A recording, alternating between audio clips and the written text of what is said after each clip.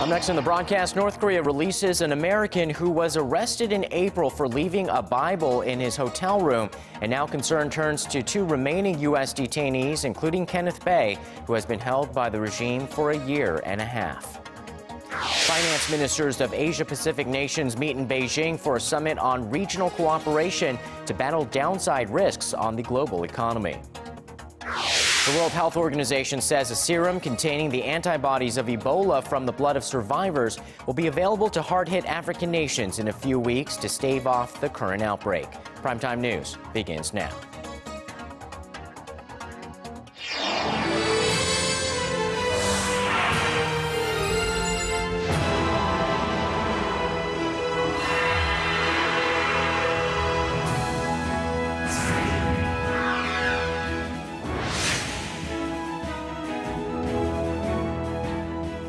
Good evening and welcome to the program. You're watching Primetime News, coming to you live from Seoul. I am Chery. And I'm Sean Lim. Thanks so much for joining us tonight. North Korea has released an American detainee, and the regime says its leader Kim Jong-un made the decision following U.S. President Barack Obama's repeated requests. And now eyes turn to the other two Americans still held captive in North Korea. Hwang Sung-hee has our top story.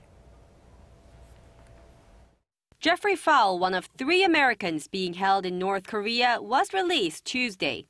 Without providing details, the U.S. State Department confirmed that Fowle was flying home on a U.S. Air Force passenger jet and appeared to be in good health. The 56-year-old American was arrested in April for leaving a Bible in his hotel. While Washington welcomed Pyongyang's surprise move, it drew attention to the 2 remaining U.S. detainees. We think this is a positive step, but that does not change the fact that we remain concerned about Kenneth Bae and Matthew Miller. Washington thanked the Swedish embassy in Pyongyang for helping arrange Fowle's release. A senior South Korean official with knowledge of the matter said the move does not appear to be an outcome of talks between Washington and Pyongyang. But the prospect of dialogue between the two foes seems to be budding.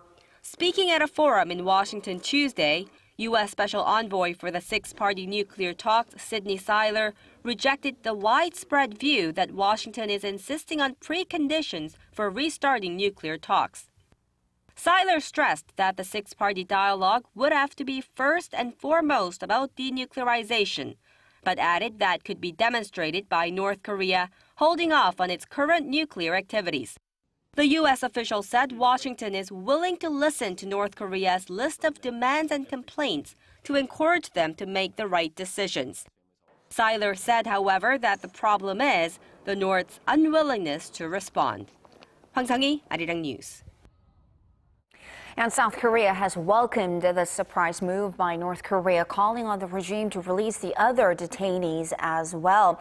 And some experts are saying that this latest development could bring a positive effect on inter-Korean relations. Kim explains. While North Korea's surprise move is seen as an attempt to better relations with Washington, some analysts say it could also have implications for inter-Korean ties. It will be hard to say that this will have an immediate direct impact on inter-Korean ties, but I see this as a show of willingness to improve relations with Washington with flexibility, and in the process, it can have a positive impact on inter-Korean ties. The two Koreas are scheduled to hold another round of high-level talks later this month or in early November. Seoul has proposed to meet on October 30th, but Pyongyang has yet to respond. And the prospects for talks have been clouded by 3 cross-border shootouts in less than 2 weeks. While a Seoul official says it's unlikely for Pyongyang to back out of the talks because it was North Korea's high-level delegation that's agreed to the talks, North Korea watchers don't expect much progress, even if and when the meeting does take place. They say the two Koreas will be coming to the discussions with 2 very different agendas and interests. So it may be a long way to go from here. But with Pyongyang lifting one impediment to talks between North Korea and the U.S., it remains to be seen whether the regime will continue with its show of goodwill gesture with Washington as well as Seoul. Kim, Arirang News. South Korea's foreign and defense chiefs have embarked on their trip to Washington to attend the security talks, often referred to as the 2+2 meeting. Foreign Minister Yoon Byung-se and Defense Minister Han Min-gu will sit down with the U.S. Secretary of State John Kerry and Pentagon Chief Chuck Hagel. North Korea issues are likely to top the agenda. And the two sides will also hold their annual security consultative meeting, where they're expected to fix the timing and conditions for the delay of the transfer of wartime operational control from Washington to Seoul. The transfer was initially set for the end of next year. Korea and China have lashed out against Japan for denying its forced sexual enslavement of women during World War II. Japanese Chief Cabinet Secretary Yoshihide Suga said on Tuesday that former Chief Cabinet Secretary Yohei Kono's admission of coercion in 1993 has created a major problem for Japan. Seoul's Foreign Affairs Ministry said it was disappointed that Japan was countering its previous vow to uphold the Kono statement, a landmark apology to the women forced into sexual slavery by the Japanese imperial military. South Korean officials said any attempts to deny the history would degrade Japan's credibility. China's foreign ministry also called for Tokyo to stick to its promise of making amends over what it called acts against humanity. In response to the backlash, Suga retreated from his comment and said history scholars will need to decide on whether the women were indeed coerced.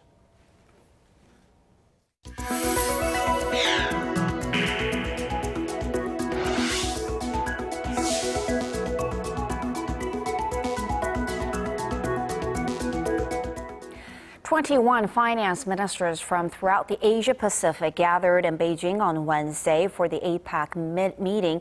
And with the slowdown in the global economy taking center stage, they agreed on the need to carry out structural reforms and perk up spending through flexible fiscal policies. Kim Jong-un reports. The joint statement pledged the pursuit of flexible fiscal policies to support the world economy and advance structural reforms to spur new sources of growth. It went on to point out that as the global economy still faces weakness in demand, growth is uneven and remains below the pace necessary to generate needed jobs. Earlier in the meeting, China's vice premier had called for deeper regional cooperation to stave off the downward pressure being exerted by the world economy.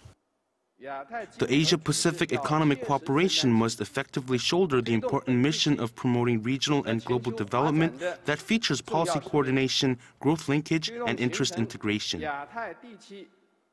The APEC meeting comes one day after China announced its slowest GDP growth rate in 5 years, at 7.3% last quarter, adding to concerns that the world's second-largest economy is becoming a drag on global growth. However, Zhang said China's economic performance was still within a reasonable range. We have full confidence in the Chinese economy. We are focused not only on this year, but also next year and the year after that, especially in terms of protecting our fiscal and financial policies. Korean Finance Minister Choi Kyung-won called for APEC member states to coordinate their macroeconomic policies in a more cautious and transparent way. Participants, including those from the International Monetary Fund and World Bank, also discussed regional economic outlooks. Kim Jong-un, Arirang News. And against this backdrop, Bank of Korea Governor Lee Ju-hyul has called for more efforts to enhance financial stability, citing dangers of a prolonged global economic slowdown. Hwang Sung-hee reports. Low interest rates and an expansionary fiscal policy won't be a quick fix for the Korean economy, and the country must swallow a painful pill of restructuring while doubling efforts to secure stability in the financial system. That was the message delivered by the Bank of Korea Governor Lee Ju-yeol on Wednesday. He told a financial forum that the slowing growth in Eurozone economies and in China will pose major risks to the Korean economy for months and years. China, which takes up about a quarter of Korean exports, posted the lowest growth in more than 5 years in the third quarter. And he warned a slump in the real estate market and accelerated restructuring will further slow China's growth. To counter the uncertainties from abroad and to prop up growth momentum at home, the central banker said the Korean economy needs bold deregulation and structural reforms. Those measures, he believes, will improve investment sentiment and raise the economy's efficiency and productivity. He also emphasized the importance of financial stability while the U.S. Federal Reserve is tightening its monetary policy. He acknowledged that massive capital outflows could take place in the domestic economy if market expectations mount over an earlier-than-expected rate hike by the Fed. Hwang Sung-hee, Arirang News.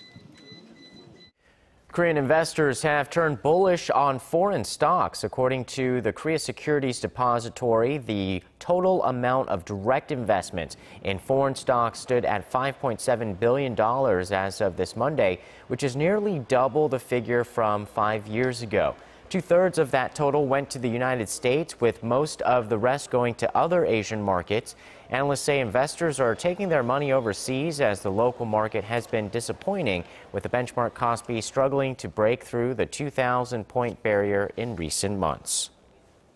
One of the secondary events of the 2014 International Telecom Conference currently taking place in Busan is the World IT Show. Anybody can come take a look at the latest IT gadgets and trends up close and personal. But for those who can't make it to Busan, here's our Kim Ji-yeon, who takes us to the scene.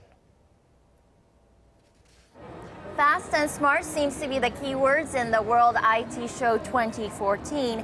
Advanced technology is adding conveniences to our everyday lives, like this smart home, enabling users to control home devices through a single application. In order to facilitate this smart trend, one of the country's largest telecommunications operators, KT, says it has commercialized an ultra-high-speed giga internet service. It's 10 times faster than the current broadband service we have in Korea. Users can download a movie in just 30 seconds. Everything has changed. Like, as you know, the IoT things is kind of big issue in Korea, and cloud service is a big issue. But for this service, the strong network is principle for all the network things. So if you don't have like strong background network, they don't have any service. That's why it's very important for us and for our customer. Consultation services are provided for buyers and sellers who have come from all corners of the world. Yeah, well, it's actually my first time in Asia, my first time in Korea, and my first time in an IT show this big and this important. It's pretty amazing the stuff you have here. Well, this 3D technology that it's next to us, I couldn't really prove the thing because it's in Korean and I cannot follow the steps, but it looks very interesting. The World IT Show is also a chance for local small and mid-sized exporters to fill up their contact books. The Korea-based McKinley company is promoting its smart wireless network that uses a unified infrastructure rather than the current diversified version. This brings down costs by reducing the need for overlapping investment. Kim Ji-yeon, Arirang News, Busan. Another hot trend in the IT sector is wearable technology, and though the market right now seems to be pushing consumers with a heavy hand, a new report says wearables will take off in the coming years and drag along with it other sectors like entertainment, gaming, and healthcare. Our Kwon So-hwa has more. There's been a lot of hype about wearable technology, but for most consumers, it's yet to make the leap to must-have gear. However, market watchers believe it's just a matter of time before the boom begins. Leading professional services network PricewaterhouseCoopers in a recent report forecast sales of some 130 million wearable devices between now and 2018. It says 53% of so-called millennials, those between the ages of 18 and 24, are excited about the technology.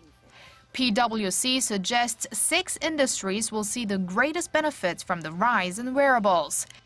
Entertainment and media companies are expected to be the big winners, as the report says, where there's a screen, there's an opportunity.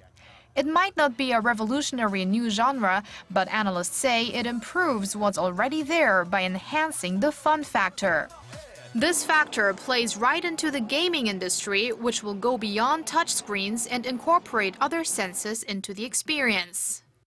The healthcare sector is also expected to reap benefits by developing more devices for consumers to monitor themselves. Social media, advertising, and retail businesses are also forecast to ride the wearable tech wave for profits. So the forecast seems bright, but the industry does face some obstacles. While the report says 1 in 5 U.S. adults already own a wearable device, it also revealed 1/3 of them didn't use it very often or even at all. Analysts say the biggest challenge the industry faces is convincing consumers their wearable device is something they can't leave home without. Kwon So-ah, Arirang News. Korea has not had a single case of Ebola in the recent outbreak, but questions are being raised about whether the country is equipped to handle one if it comes to that.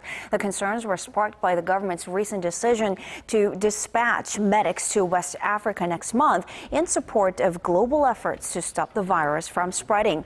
The Korean Medical Association and Korean Nurses Association, in a joint press conference on Wednesday, urged the Korean government to remain in close consultations with them over the dispatch.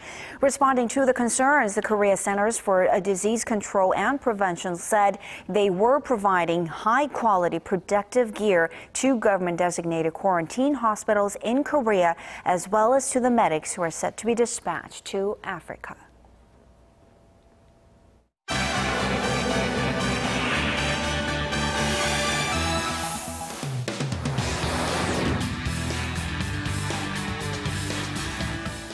The World Health Organization says a series of new Ebola treatments will soon be sent to West Africa as the death toll from this disease continues to rise. With more, we turn to Paul Yee at the News Center. Paul, the UN agency on Tuesday laid out a new battle plan in the fight against Ebola. It says vaccine trials may begin in the worst-hit countries across West Africa as early as January.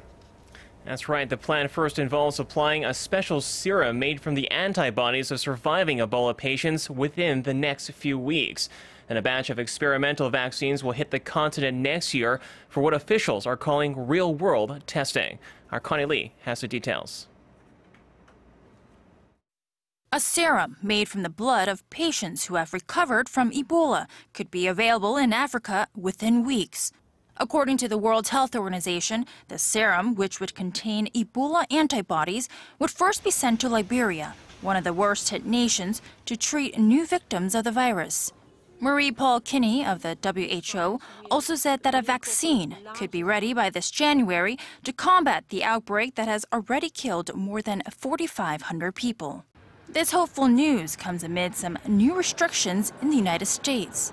The U.S. government announced on Tuesday that starting Wednesday, travelers to the U.S. coming from the nations of Guinea, Liberia, and Sierra Leone must fly into one of the 5 designated airports in the cities of Chicago, Atlanta, Washington, Newark, New Jersey, and New York City.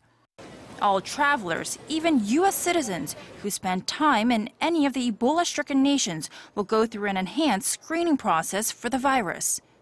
People in the U.S. seem pleased about the new restrictions. I think that sounds like a good idea because for those 5 designated airports, they can certainly set up the proper medical facilities. That's how you control it. Those are the people that are coming in.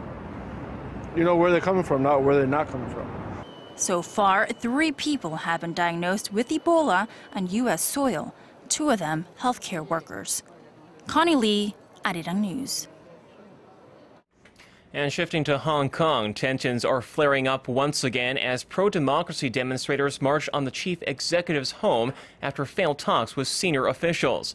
Some 200 protesters on this Wednesday rallied outside CY Leung's residence to push for fully free elections for the territory and repeated calls for him to step down.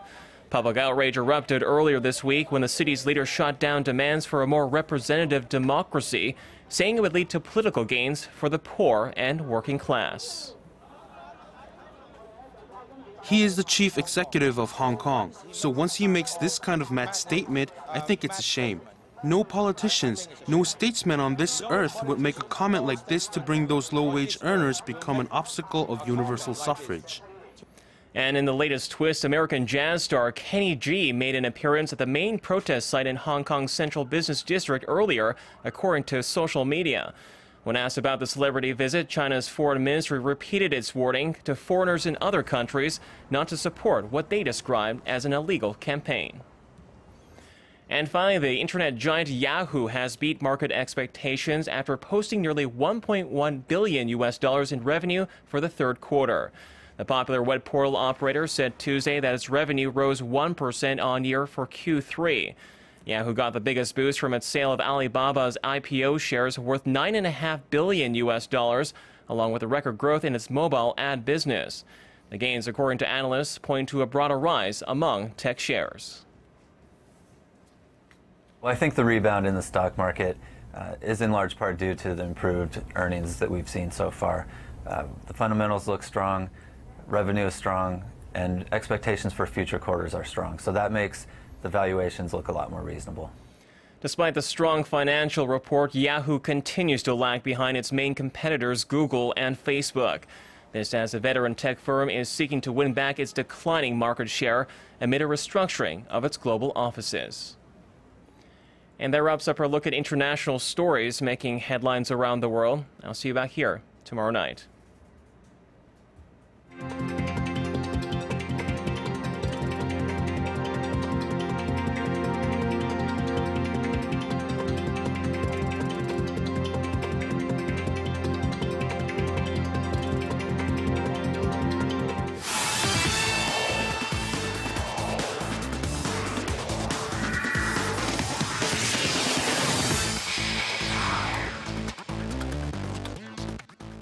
Hello and welcome to Wednesday Sports Rundown with me, Stephen Che.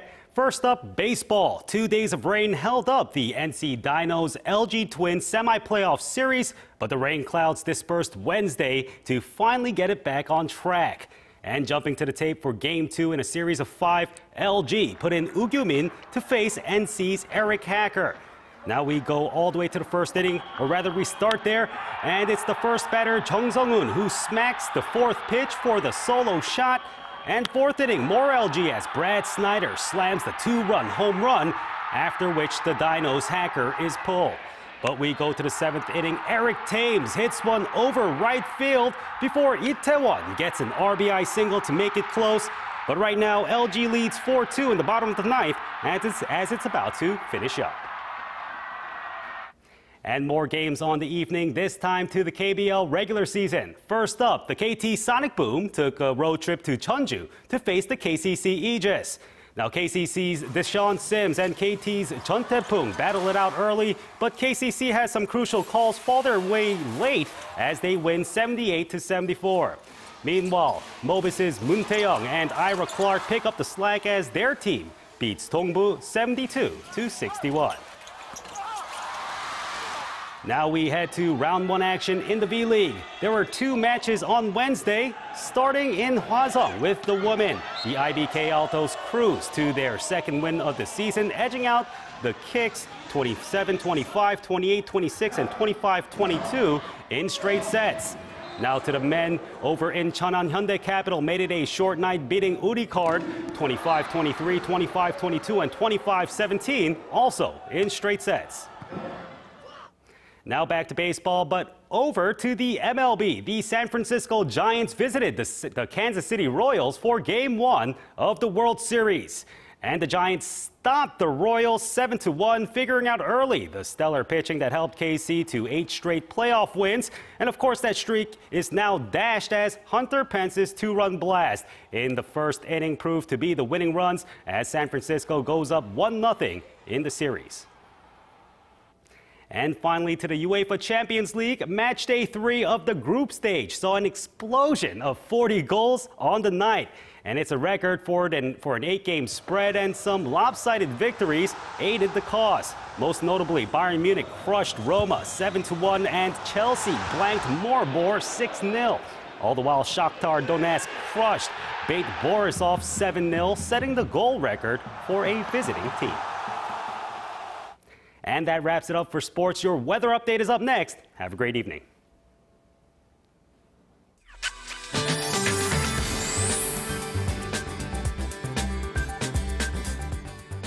Our evenings are getting chillier by the day. I'm Michelle Park here with the latest weather forecast. The temperatures have dropped now at 13 degrees here in Seoul, and it's expected to dip even more, hitting up to 6 degrees by the morning tomorrow. And looking at the map in these purple regions, the mercury is expected to reach below 5 degrees.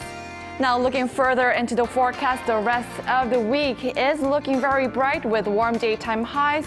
That is, except in the western central regions where light showers will fall over on Sunday.